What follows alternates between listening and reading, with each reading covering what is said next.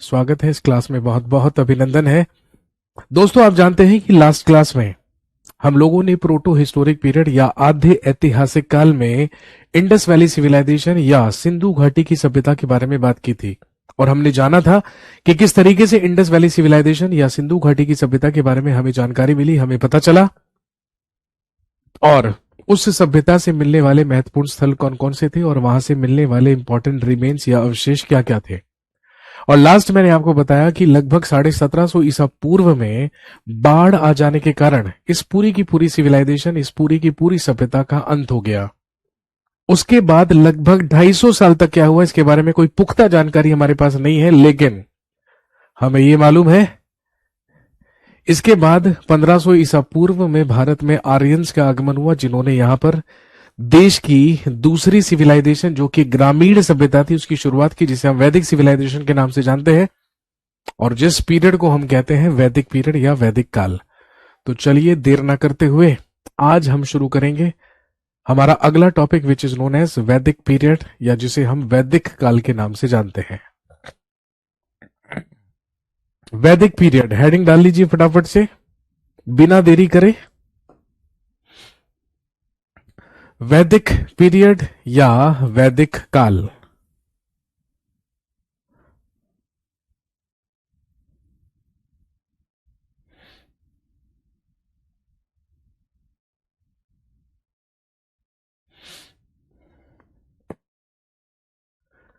वैदिक पीरियड या वैदिक काल जो बेसिकली 1500 बीसी से लेकर 600 बीसी तक का पीरियड है, यानी कि ये कुल 900 साल का पीरियड है। और वैदिक पीरियड को, वैदिक काल को हमने दो पीरियड्स या दो भागों में विभाजित किया है, जिसमें सबसे पहला पीरियड कहलाता है ऋग वैदिक पीरियड या ऋग वैदिक काल, जो कि 1500 बीसी से लेकर 1000 बीसी तक का पीरियड है। और नाम से ही पता चल रहा है ये वो पीरियड है जिसमें हमारे सबसे प्राचीन वेद ऋग्वेद की रचना हुई थी।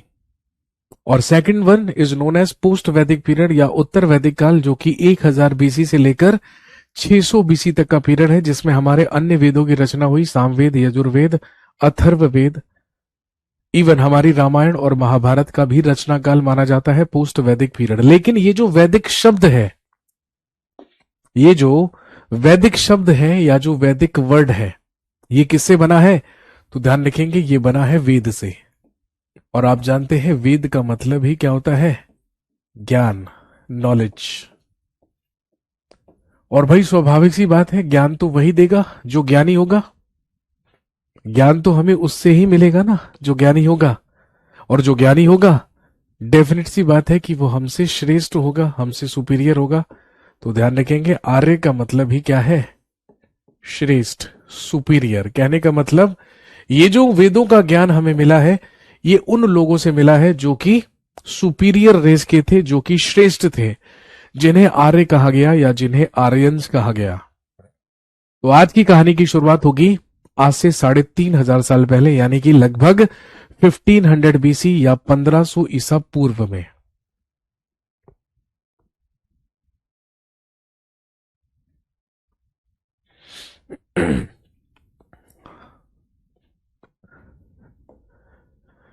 हाँ जी, जैसा कि मैंने आपको बताया 1500 बीसी या 1500 ईसा पूर्व में हमारे देश में आगमन हुआ आर्यंस का, या मध्य एशिया से आर्यों का आगमन हमारे देश में हुआ।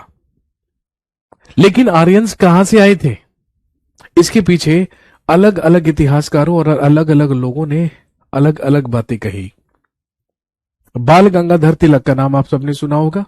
लाल बाल पाल त्रिकुट के एक प्रसिद्ध नेता बाल गंगाधर तिलक, इनका ऐसा कहना था कि भारत में आर्यंस उत्तरी ध्रुव या आर्कटिक पोल से आए थे। भारत में आर्य समाज की स्थापना करने वाले स्वामी दयानंद सरस्वती का ऐसा मानना था कि इनका आगमन तिब्बत से हुआ था, ये तिब्बत के मूल निवासी थे।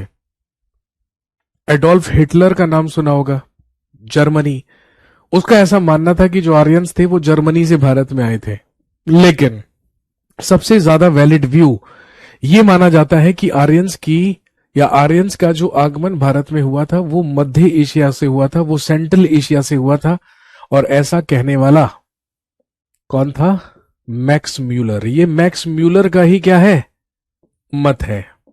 और मैक्स म्यूलर के ही अनुसार भारत में आगमन हुआ आर्यंस का, जो कि कहां से आए, सेंट्रल एशिया या मध्य एशिया से आए। और सेंट्रल एशिया से ही इन्होंने भारत में प्रवेश करके उत्तर में भारत के कश्मीर से लेकर दक्षिण में नॉर्दर्न राजस्थान या उत्तरी राजस्थान तक के क्षेत्र पर अधिकार किया। पश्चिम में इनकी टेरिटरी अफगानिस्तान तक विस्तृत थी और पश्चिम में अफगानिस्तान से लेकर पूर्व में पश्चिमी गंगा तट तक यानी कि वेस्टर्न गंगा बैंक तक इस पूरे के पूरे भूभाग पर अधिकार किया किसने, आर्यंस ने। और इस पूरे के पूरे भूभाग पर अधिकार करके इसी नॉर्थ यानी कि नॉर्थ और नॉर्थ वेस्ट इंडिया को, उत्तर और उत्तर पश्चिमी भारत को इन्हीं आर्यंस के द्वारा नाम दिया गया। यही क्षेत्र क्या कहलाता था, आर्यवर्त। इसी क्षेत्र को आर्यवर्त कहा जाता था। और आप तो अच्छी तरीके से जानते होंगे कि भारत का ओल्डेस्ट नेम या प्राचीनतम नाम ही क्या है, आर्यवर्त। वो क्षेत्र जिस पर आर्यंस ने आकर अधिकार किया और आर्यंस के द्वारा ही एक ग्रामीण सभ्यता की शुरुआत की गई, उस क्षेत्र को आर्यवर्त क्षेत्र कहा जाता है, जिसे हमारे देश का प्राचीनतम नाम माना जाता है।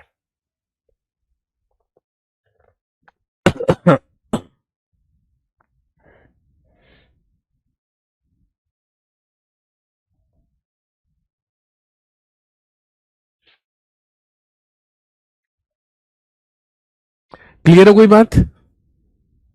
नेक्स्ट, पूरे के पूरे आर्यवर्त क्षेत्र पर अधिकार करने के बाद आर्यंस के ही द्वारा हमारे देश में एक रूरल सिविलाइजेशन या एक ग्रामीण सभ्यता की शुरुआत की गई, विच इज नोन एज वैदिक सिविलाइजेशन, जिसे हम वैदिक सिविलाइजेशन या वैदिक सभ्यता के नाम से जानते हैं। और मैंने आपको बताया था कि ये जो वैदिक शब्द है ये वेद से बना है, क्योंकि इसी सभ्यता के लोगों के द्वारा हमें वेदों का ज्ञान दिया गया, या इन्हीं आर्यंस के द्वारा हमारे वेदों की रचना की गई थी। तो आर्यंस के द्वारा आर्यवर्त क्षेत्र पर ही एक ग्रामीण सभ्यता, जिसे वैदिक सभ्यता कहा जाता है, उसकी शुरुआत की गई। और दोस्तों ध्यान रखेंगे, वैदिक सभ्यता के लोगों का मुख्य कार्य, ये सभ्यता पूरी तरीके से कृषि एवं पशुपालन पर आधारित थी। कहने का मतलब इस सभ्यता के लोगों का मुख्य कार्य ही क्या था, एग्रीकल्चर एंड एनिमल हस्बेंड्री, कृषि एवं पशुपालन। मुख्य रूप से यहाँ के लोग पशुपालन और कृषि किया करते थे। और ध्यान रखेंगे, वैदिक पीरियड के बारे में या वैदिक काल के बारे में हमारे पास जानकारी के जो लिटरेरी सोर्सेज हैं या जो साहित्यिक स्रोत हैं, उसी को क्या कहा जाता है, वैदिक या आर्यन लिटरेचर कहा जाता है, यानी कि वैदिक या आर्य साहित्य कहा जाता है।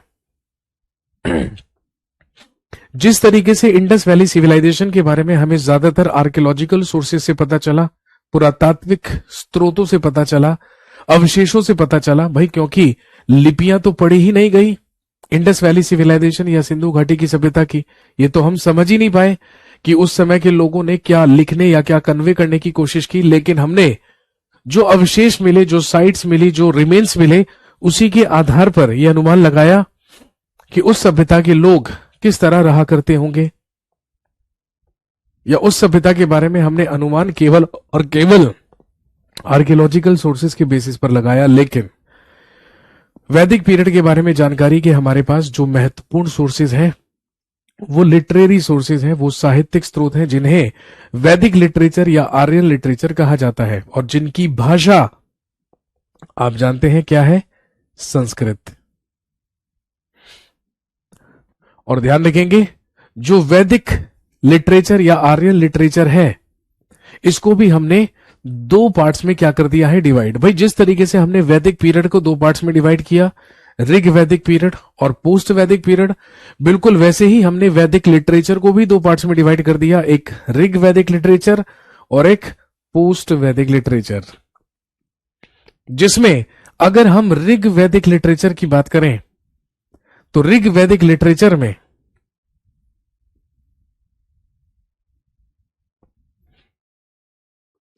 अगर हम ऋग वैदिक लिटरेचर की बात करें या ऋग वैदिक साहित्य की बात करें तो इसमें हम इंक्लूड करते हैं अपने वेदों को। और आप जानते हैं वेद को ही क्या कहा जाता है? संहिता कहा जाता है। इवन वेदों का ही एक नाम क्या है? श्रुति। वेदों को ही श्रुति भी कहा जाता है। 2024 में पूछा गया प्रश्न है एसएससी के एग्जाम में। वेद कह लीजिए, संहिता कह लीजिए, श्रुति कह लीजिए, एक ही बात है। वेदों का ही एक अन्य नाम श्रुति भी होता है। ऐसा माना गया है कि जो ऋग वैदिक लिटरेचर है, ऋग वैदिक साहित्य है, इसकी किसी ने रचना नहीं की है, इसे रचा नहीं गया है, बल्कि इसकी दैवीय उत्पत्ति हुई है, यानी कि ये उत्पन्न हुआ है। पौराणिक कथाओं के अनुसार आपने सुना होगा, जब देवताओं और असुरों के बीच में क्षीर सागर में समुद्र मंथन हुआ, जिसका उद्देश्य क्या था? समुद्र मंथन से अमृत प्राप्त करना और वो अमृत पीकर, उस अमृत का पान करके अमर हो जाना। भगवान विष्णु के ही कहने पर देवताओं और असुरों के बीच में क्षीर सागर में समुद्र मंथन हुआ, और जब समुद्र मंथन हुआ तो उसी समुद्र मंथन से हमारे वेदों की उत्पत्ति हुई, हमारे वेद उत्पन्न हुए। इसीलिए मैंने कहा कि वेद रचे नहीं गए, बल्कि ऐसा माना जाता है कि वेदों की दैवीय उत्पत्ति हुई है। ब्रह्मा जी की वाणी कहलाते हैं वेद, जिन्हें संहिता भी कहा जाता है या श्रुति भी कहा जाता है। तो कहने का मतलब है ऋग्वेद के बारे में या ऋग्वैदिक लिटरेचर की अगर हम बात करें तो उसमें हम शामिल करते हैं अपने 4 वेदों को, क्योंकि आप जानते हैं वेदों की संख्या 4 है, जिसमें प्राचीनतम वेद है ऋग्वेद, जिसमें 10 मंडल है। एक है सामवेद, एक है यजुर्वेद और एक है अथर्ववेद। लेकिन क्योंकि हमारे वेदों की लैंग्वेज इतनी ज्यादा कॉम्प्लिकेटेड या इतनी ज्यादा जटिल थी कि उन्हें समझना भी बेहद मुश्किल था, इसीलिए उन्हें इजी टू अंडरस्टैंड बनाने के लिए, समझने योग्य बनाने के लिए उनके वृत्तांत लिखे गए, उनके डिस्क्रिप्टिव वर्जन्स लिखे गए। और ध्यान रखेंगे, वेदों की ही जो डिस्क्रिप्टिव सिंप्लीफाइड वर्जन्स होते हैं, उन्हीं को क्या कहा जाता है? ब्राह्मण, या उन्हीं को कहते हैं ब्राह्मण टेक्स्ट, यानी कि ब्राह्मण ग्रंथ।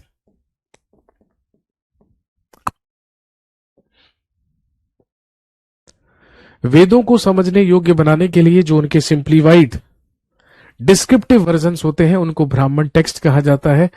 तो ऋग वैदिक लिटरेचर में एक तो हम वेदों को इंक्लूड करते हैं, इसके अलावा वेदों के ब्राह्मण को इंक्लूड करते हैं, लेकिन वेदों के वो ब्राह्मण जिनकी रचना वनों में हुई है, जंगलों में हुई है, फॉरेस्ट में हुई है, उन्हीं को क्या कहा जाता है? आरण्यक कहा जाता है, जिनकी संख्या 7 है। और इसी में हम इंक्लूड करते हैं उपनिषद। वैसे तो उपनिषदों की संख्या 108 है, लेकिन उसमें से प्रमाणित है 12। उपनिषद का मतलब क्या है भाई? उपनिषद बना है 2 शब्दों से मिलकर, उप जमा निषद, जिसका मतलब होता है समीप बैठना। ऐसा माना जाता है कि वैदिक काल में जो ज्ञान या वैदिक काल में जो विद्याएं शिष्य गुरु के समीप बैठकर लिया करते थे, गुरु के पास बैठकर लिया करते थे, उन्हीं को क्या कहा जाता है? उपनिषद कहा जाता है। और आप जानते हैं इंडियन फिलोसॉफी या भारतीय दर्शन शास्त्र का पिता ही किसको माना गया है? हमारे उपनिषदों को माना गया है। तो ये वो लिटरेरी सोर्सेज हैं, वो साहित्यिक स्रोत हैं जो हमें वैदिक काल के बारे में जानकारी देते हैं। और वैदिक काल में भी किस काल के बारे में? ऋग वैदिक पीरियड या ऋग वैदिक काल के बारे में। और दूसरे होते हैं दोस्तों पोस्ट वैदिक लिटरेचर।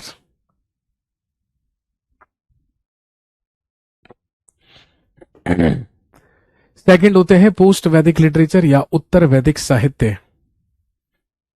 तो जो ऋग वैदिक साहित्य है उसे तो ऐसा मान लिया गया कि उसकी दैवीय उत्पत्ति हुई है, सागर मंथन से उत्पन्न हुए हैं हमारे वेद। लेकिन जो पोस्ट वैदिक पीरियड है या जो पोस्ट वैदिक लिटरेचर है, ऐसा माना जाता है कि वो स्मृत है, यानी कि मेमोराइज्ड है।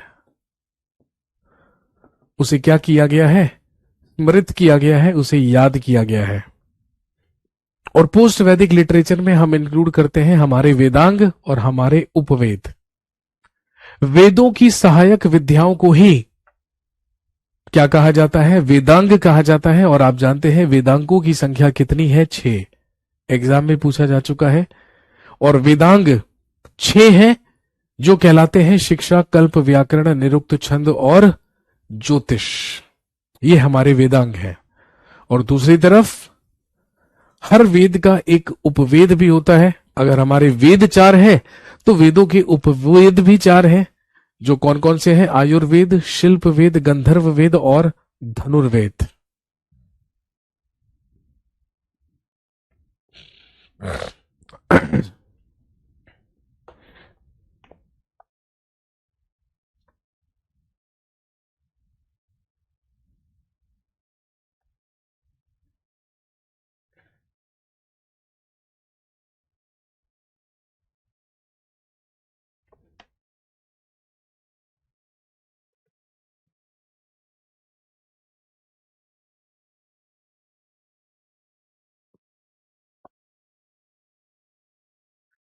तो चलिए बात करते हैं इसके अलावा। चलिए कल्प सूत्र के बारे में बाद में बात करेंगे। हाँ जी, तो हम बात करते हैं सबसे पहले वैदिक लिटरेचर के बारे में या वैदिक साहित्य के बारे में। और वैदिक साहित्य के बारे में जानकारी के सबसे इंपॉर्टेंट सोर्सेस, सबसे महत्वपूर्ण स्रोत हमारे पास हैं हमारे वेद।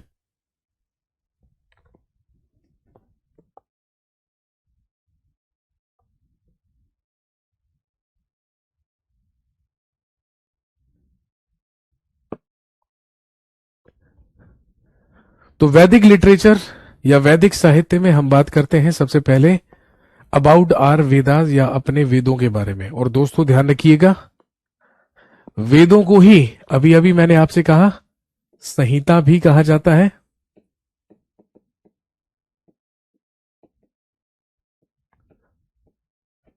और वेदों को ही, वेदों का ही अन्य नाम है श्रुति।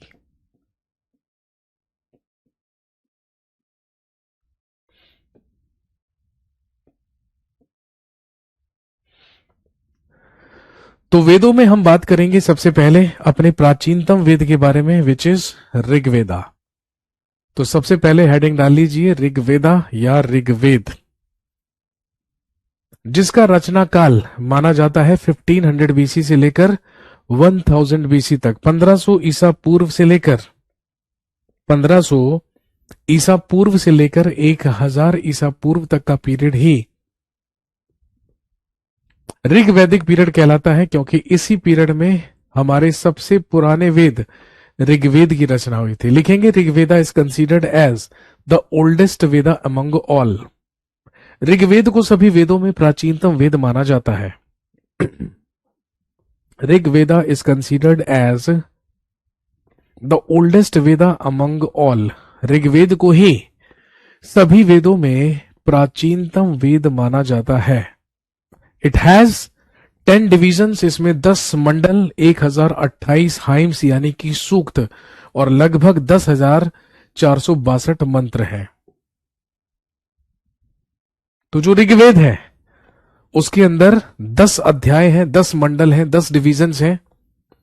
प्रार्थनाओं की बात करें, हाइम्स की बात करें, तो उसके अंदर 1028 हाइम्स हैं और कुल लगभग 10,462 मंत्रों का संकलन ऋग्वेद में किया गया है। और दोस्तों ध्यान रखेंगे, ऋग्वेद के सभी मंडलों की रचना अलग अलग समय पर, अलग अलग स्थान पर, अलग अलग ऋषियों के द्वारा की गई। बाद में ऋग्वेद के सारे मंडलों को असेंबल करने का काम, उन्हें संकलित करने का काम महर्षि वेदव्यास के द्वारा किया गया। कृष्ण द्वैपायन वेदव्यास, वही वेदव्यास जिन्होंने महाभारत की भी रचना की थी, इन्होंने ही वेदों के 10 मंडलों को इकट्ठा करके, असेंबल करके, उन्हें संकलित करके ऋग्वेद का रूप दिया। और ध्यान रखेंगे, आपसे पूछेंगे कि बताइए ऋग्वेद के सबसे प्राचीनतम मंडल कौन से कहलाते हैं? वो मंडल जिनकी रचना सबसे पहले हुई थी। तो अगर प्राचीनतम पूछे तो 2 से लेकर 7 ऋग्वेद के प्राचीनतम मंडल होते हैं, यानी कि सबसे पुराने मंडल होते हैं। और ध्यान रखेंगे, पहला और विशेषकर 10वां मंडल इसे नवीनतम माना गया है, सबसे नया माना गया है, यानी कि इसकी रचना सबसे बाद में हुई थी। एक मतलब कि पहला मंडल और 10वां मंडल सबसे नए हैं, सबसे बाद में रचे गए हैं, लेकिन 2 से लेके 7 जो मंडल हैं वो सबसे पुराने मंडल माने जाते हैं, उनकी रचना सबसे पहले हुई थी। तो 2 से लेकर 7 तक हमारे पास प्राचीनतम मंडल है, सबसे पुराने मंडल है। पहला और 10वां मंडल नवीनतम माना जाता है। नेक्स्ट, अगला पॉइंट याद रखेंगे, ऋग्वेद के 2 ब्राह्मण टेक्स्ट हैं या 2 ब्राह्मण ग्रंथ हैं। अभी अभी मैंने आपको बताया था कि वेदों के सिंप्लीफाइड वर्जन्स को ही या सिंप्लीफाइड डिस्क्रिप्टिव वर्जन्स को ही क्या कहा जाता है, ब्राह्मण कहा जाता है या ब्राह्मण टेक्स्ट कहा जाता है। तो ध्यान रखेंगे, ऋग्वेद के 2 ब्राह्मण ग्रंथ हैं। एक कहलाता है ऐत्रेय ब्राह्मण और एक कहलाता है कौशितकी ब्राह्मण। ये ऋग्वेद के 2 ब्राह्मण टेक्स्ट या 2 ब्राह्मण ग्रंथ कहलाते हैं। इसके अलावा ऋग्वेद का उपवेद कहलाता है आयुर्वेद। अभी अभी मैंने आपको बताया था, जैसे हमारे वेदों की संख्या 4 है, वैसे ही प्रत्येक वेद का एक उपवेद भी होता है। तो ऋग्वेद का उपवेद होता है आयुर्वेद, जिसके प्रवर्तक, जिसके डेवलपर माने जाते हैं प्रजापति। इसके डेवलपर प्रजापति माने जाते हैं।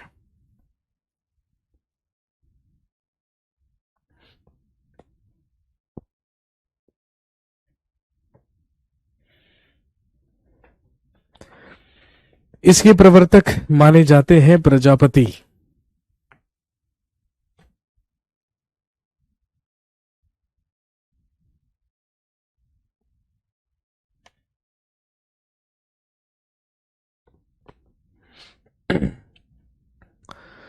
इसके अलावा कुछ और इंपॉर्टेंट पॉइंट्स जो ऋग्वेद से बनते हैं, दोस्तों ध्यान रखेंगे, ऋग्वेद में वैदिक काल की सबसे पवित्रतम नदी सरस्वती को बताया गया है, क्योंकि सबसे पवित्र नदी के रूप में सरस्वती का उल्लेख ही हमें ऋग्वेद में मिलता है। और इसके अलावा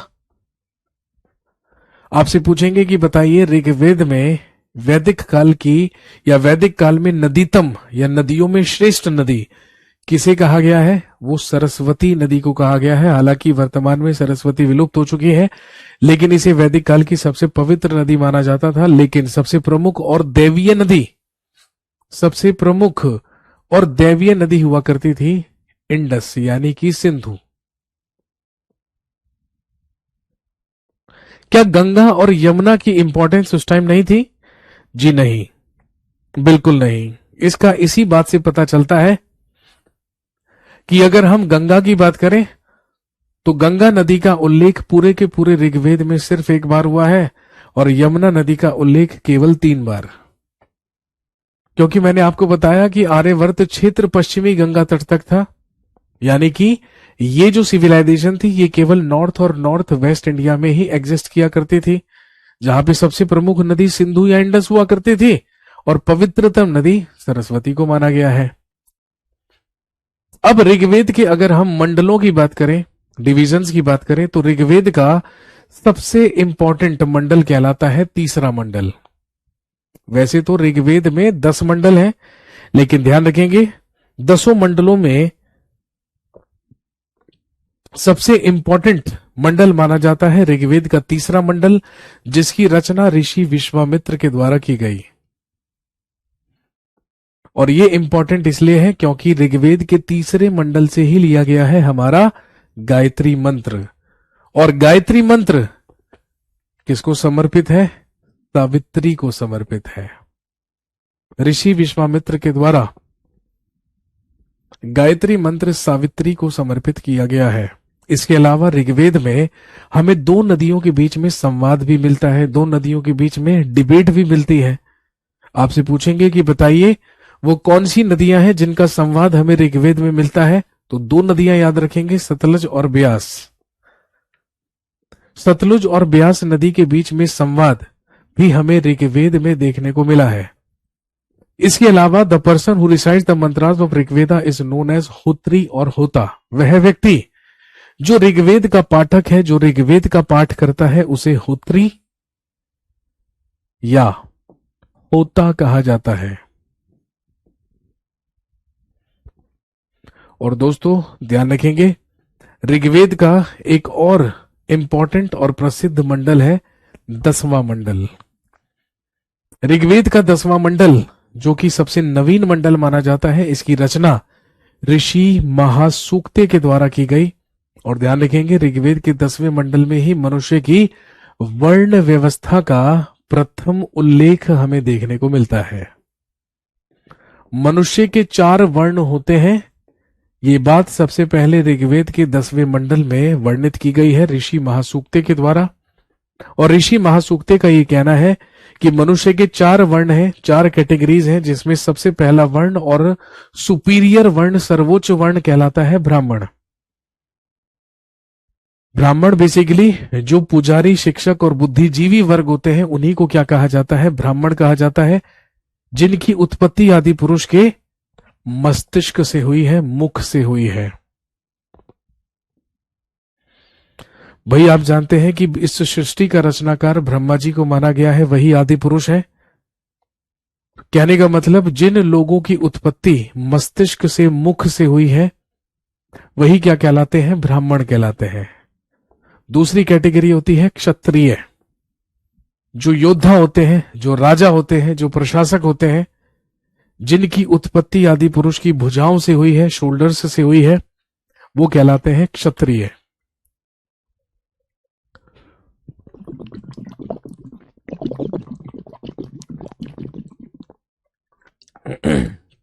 उसके बाद तीसरी कैटेगरी वैश्य।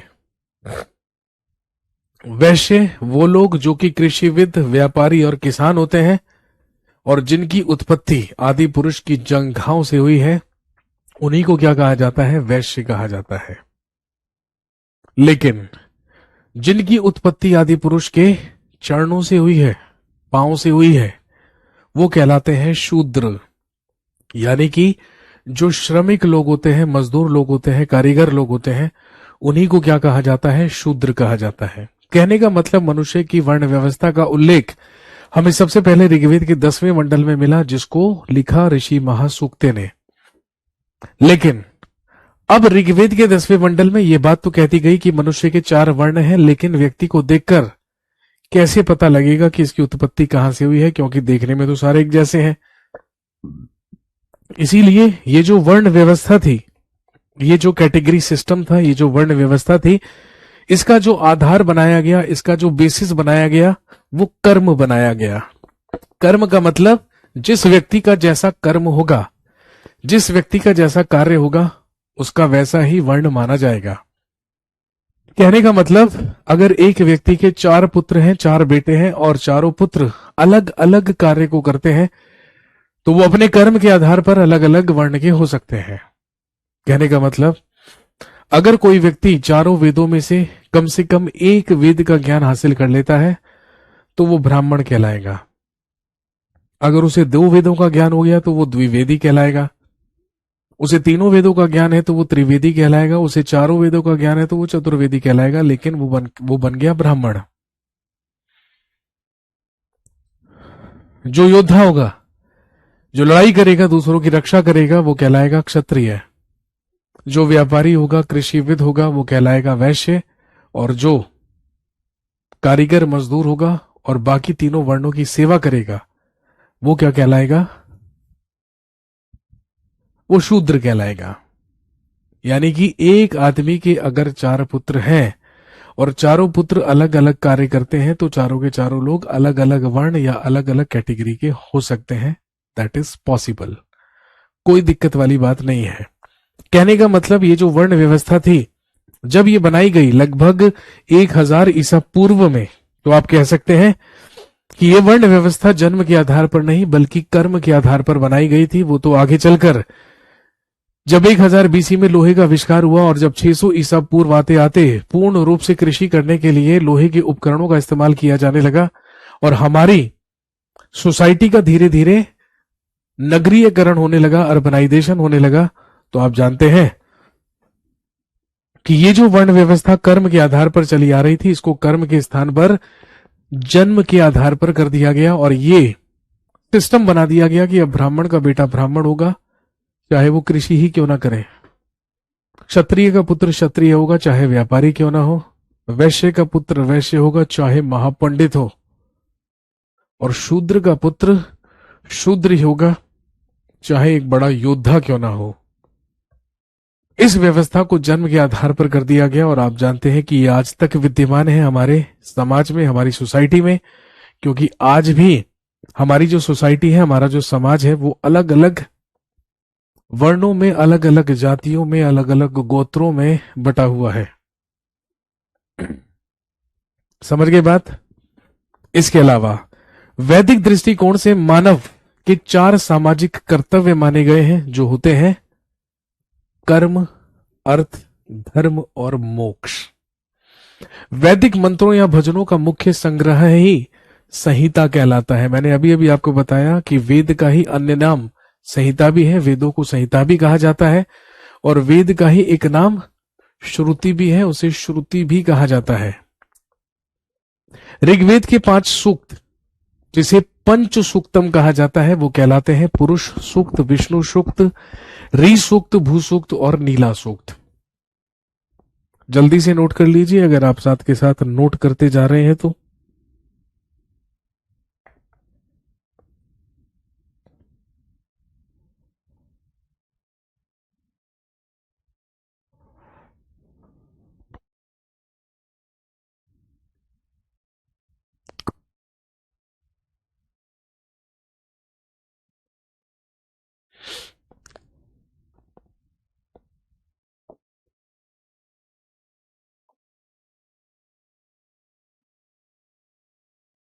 इसके अलावा आपसे एक सवाल पूछेंगे कि बताइए 10 राग्य युद्ध का वर्णन हमें किस वेद से मिलता है?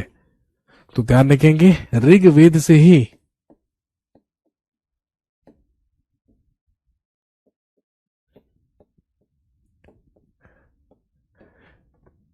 हमें 10 राज्य युद्ध का भी वर्णन मिलता है, या जिसे आप कह सकते हैं बैटल ऑफ 10 किंग्स।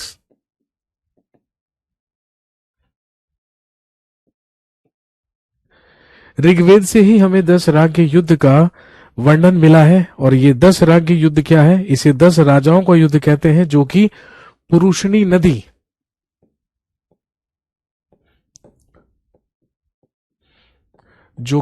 पुरुषनी नदी यानी कि रावी नदी के तट पर लड़ा गया था। और ध्यान रखेंगे ये युद्ध किस किस के बीच में हुआ था? एक शासक जिसका नाम था सुदास, जो कि किस वंश का था? भरत जन या भरत वंश का।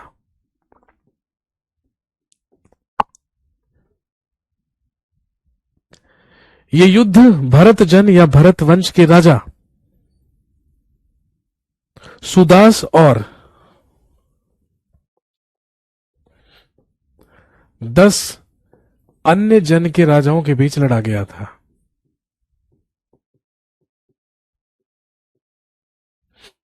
इस युद्ध का उल्लेख हमें ऋग्वेद से मिलता है, या ऋग्वेद में मिलता है। इस युद्ध के होने का कारण क्या था? भाई जो भरत वंश का राजा सुदास था, तो ध्यान रखेंगे उसी के पुरोहित हुआ करते थे, उसी के राज पुरोहित हुआ करते थे ऋषि विश्वामित्र। लेकिन सुदास ने ऋषि विश्वामित्र को राजपुरोहित के पद से हटाकर उनके स्थान पर गुरु वशिष्ठ को नियुक्त कर दिया था।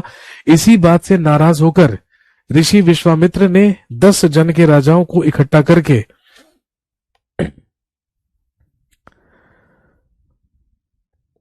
उससे आक्रमण करवाया राजा सुदास पर।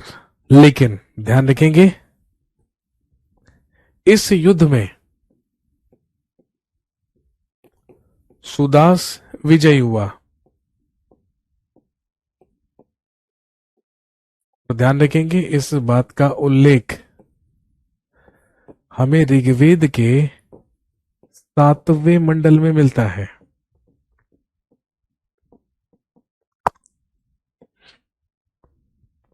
इस बात का उल्लेख हमें ऋग्वेद के 7वें मंडल में मिलता है।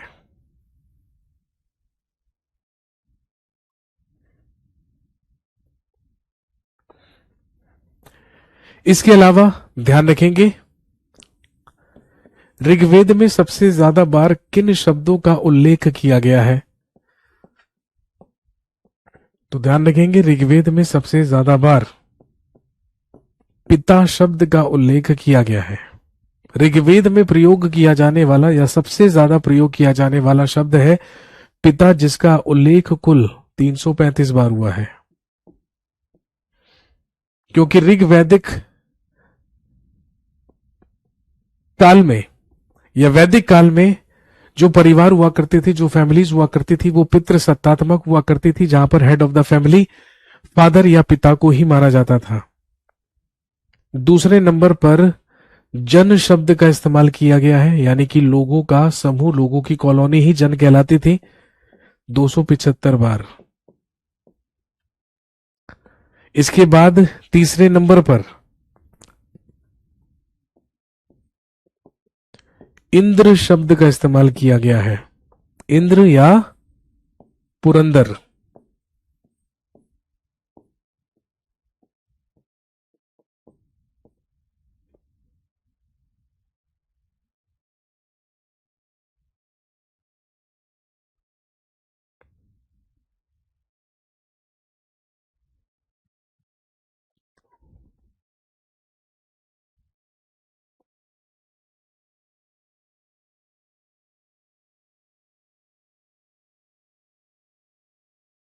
क्लियर हो गई बात?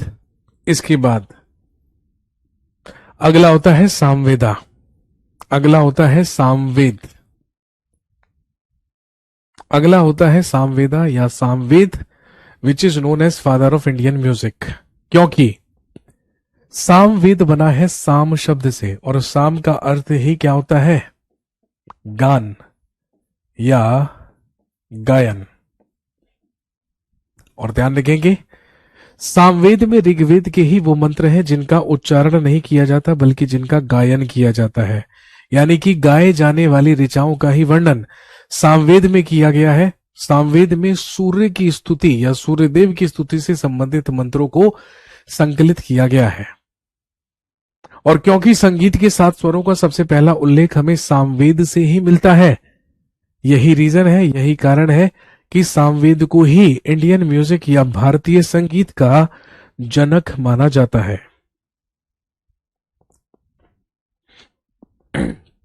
ध्यान रखेंगे, सामवेद का एक ब्राह्मण ग्रंथ है जो कहलाता है पंचविश ब्राह्मण, या जिसे तांडे ब्राह्मण भी कहते हैं।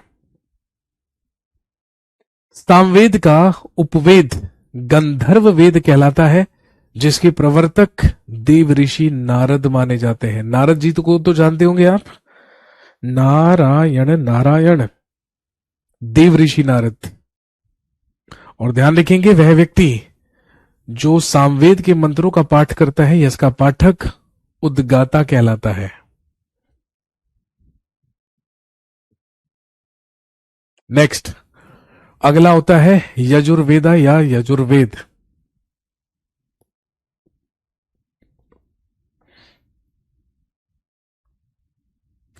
अगला होता है यजुर्वेद।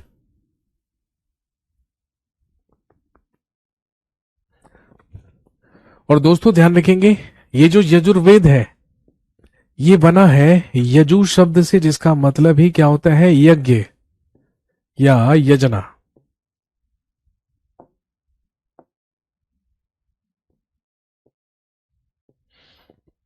जिसका अर्थ होता है यज्ञ या यजना।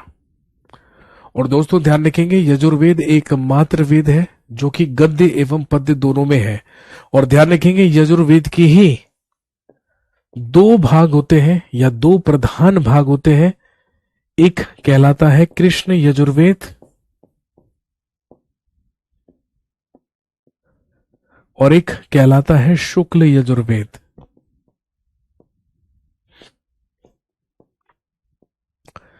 कृष्ण यजुर्वेद और शुक्ल यजुर्वेद में विभाजित है यजुर्वेद।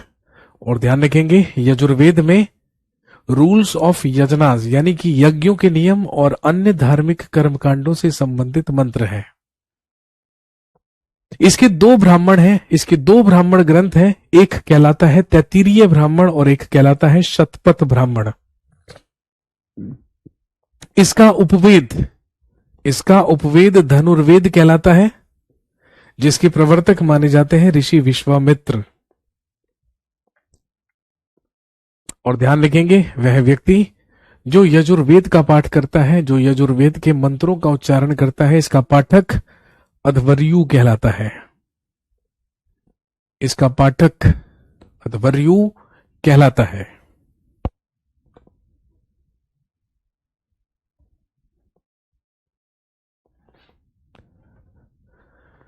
क्लियर हो गई बात?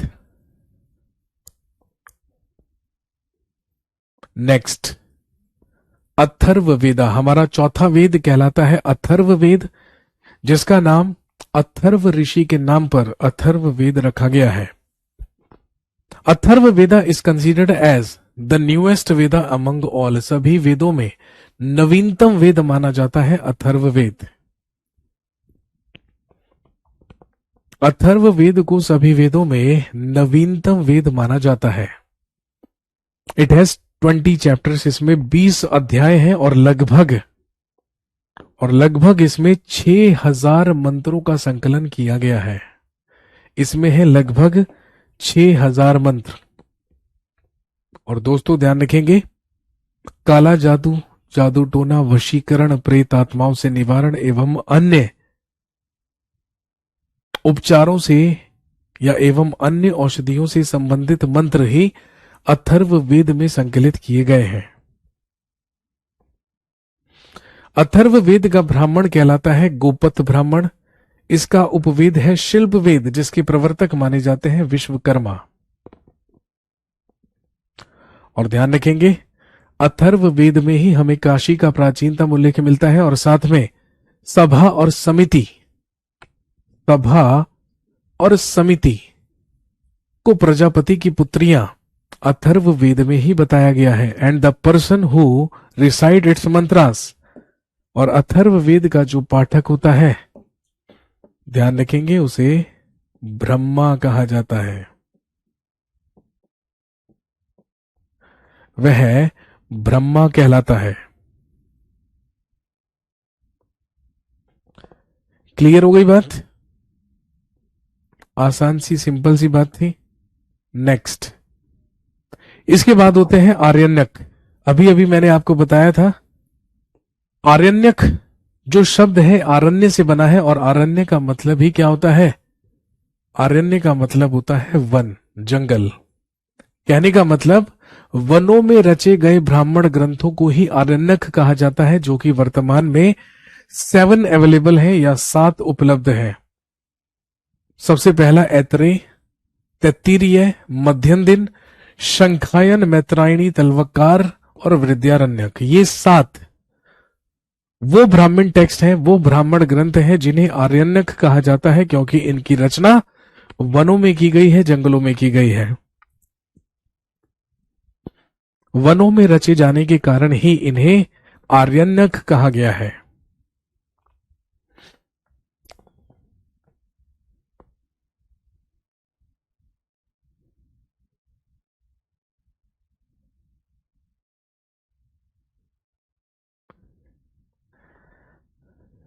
नेक्स्ट, उपनिषदास भारतीय दार्शनिक विचारों का प्राचीनतम संग्रह ही उपनिषद कहलाते हैं, जिन्हें इंडियन फिलोसॉफी या भारतीय दर्शन का पिता कहा जाता है।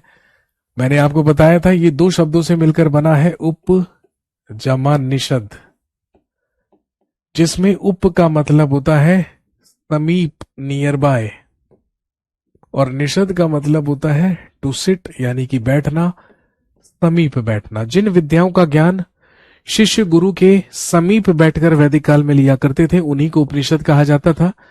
उपनिषदों की कुल संख्या 108 है, लेकिन इसमें से केवल 12 प्रमाणित है। और जिनमें सबसे ज्यादा इंपॉर्टेंट एग्जाम में सबसे ज्यादा पूछे जाने वाला उपनिषद है मुंडकोपनिषद, क्योंकि मुंडकोपनिषद से ही लिए गए हैं सत्यमेव जयते शब्द। जो सत्यमेव जयते शब्द है, इसे मुंडकोपनिषद से ही लिया गया है। एक है वृद्धारण्यक उपनिषद, जिसमें अश्वमेघ यज्ञ का सबसे पहला उल्लेख मिलता है, और एक काठोपनिषद, जिसमें यम और नचिकेता संवाद का उल्लेख हमें मिला है।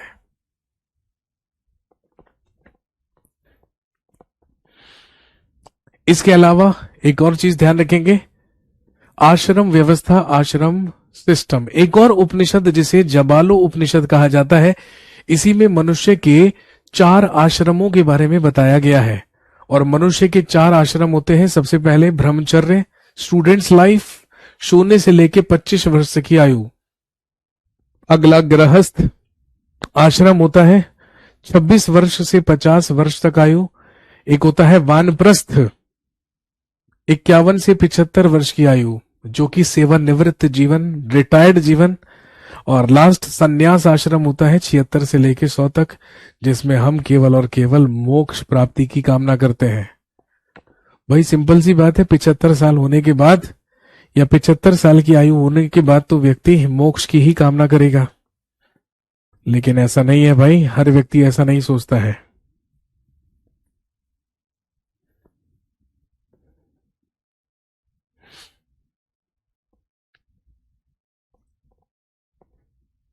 मोदी जी है ना, मोदी जी 75 साल के हो गए हैं भाई, लेकिन अभी तक उनका वानप्रस्थ आश्रम ही चल रहा है। या आप कह लीजिए अभी वानप्रस्थ आश्रम भी उनका शुरू नहीं हुआ है। वानप्रस्थ आश्रम तो तब शुरू होता है जब आप सेवानिवृत्त हो जाते हैं। मोदी जी कहां सेवानिवृत्त हो रहे हैं, अब तो सदियों तक मोदी जी को ही हमारे देश की कमान संभालनी है ना भाई।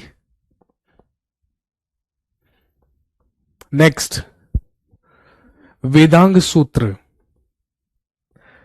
अभी अभी मैंने आपको बताया कि वेदों की सहायक या वेदांग का अर्थ है वेदों की सहायक विद्याएं।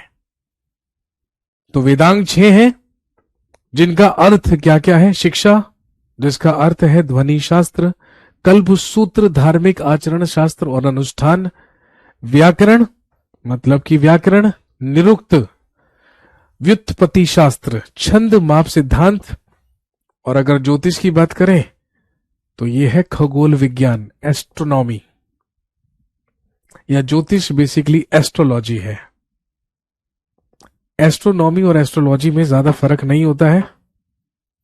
एस्ट्रोनॉमी में हम स्पेशियस बॉडीज का अध्ययन करते हैं, लेकिन उसका इफेक्ट एस्ट्रोलॉजी में होता है।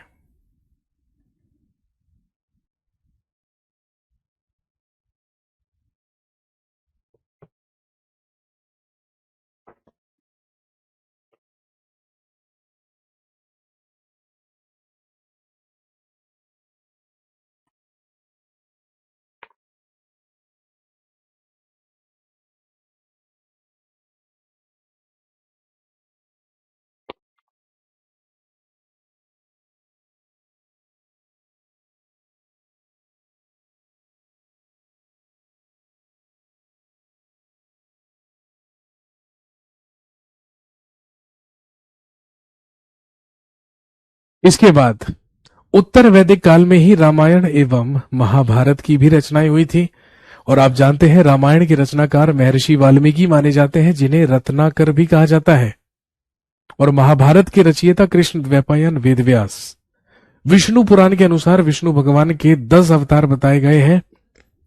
मत्स्य अवतार एक मछली का रूप, वराह अवतार एक सुअर का रूप यानी कि पृथ्वी को डूबने से बचाने वाले, कच्छप अवतार यानी कि कछुए का रूप, नरसिंह अवतार आधे नर और आधे सिंह का रूप, वामन अवतार एक बालक का रूप, परशुराम यानी कि परशु लिए हुए राम का रूप ही परशुराम है, श्री राम जो कि मर्यादा पुरुषोत्तम है, श्री कृष्ण ग्वाले का रूप, महाभारत से पहले जिन्होंने गीता का उपदेश दिया था, भगवान बुद्ध भारत में बौद्ध धर्म के संस्थापक, और लास्ट कल की अवतार, इसी से कलयुग का अंत होगा भाई। ये वेटिंग है, अभी तक कल की अवतार विष्णु भगवान ने नहीं लिया है। जिस दिन लेंगे उस दिन के बाद ही इस संसार और इस युग का अंत हो जाएगा। क्लियर हो गई बात? तो ये सारे के सारे वो सोर्सेज हैं जिससे हमें वैदिक पीरियड और वैदिक काल के बारे में जानकारी मिलती है। तो चलिए जी, वैदिक पीरियड 600 ईसा पूर्व तक चला, लेकिन 600 ईसा पूर्व में दो महत्वपूर्ण काम हमारे इतिहास में हुए, हमारे देश में हुए। एक तो मगध में धार्मिक आंदोलन हुआ जिसके तहत बौद्ध धर्म और जैन धर्म बने, और एक राजवंशों की शुरुआत मगध से हुई। तो अगली क्लास में हम सबसे पहले 600 ईसा पूर्व के 16 महाजनपदों के बारे में जानेंगे और फिर बात करेंगे बुद्धिज्म और जैनिज्म के बारे में। आज की क्लास में इतना ही रखेंगे। चलिए, thank you very much, have a nice day.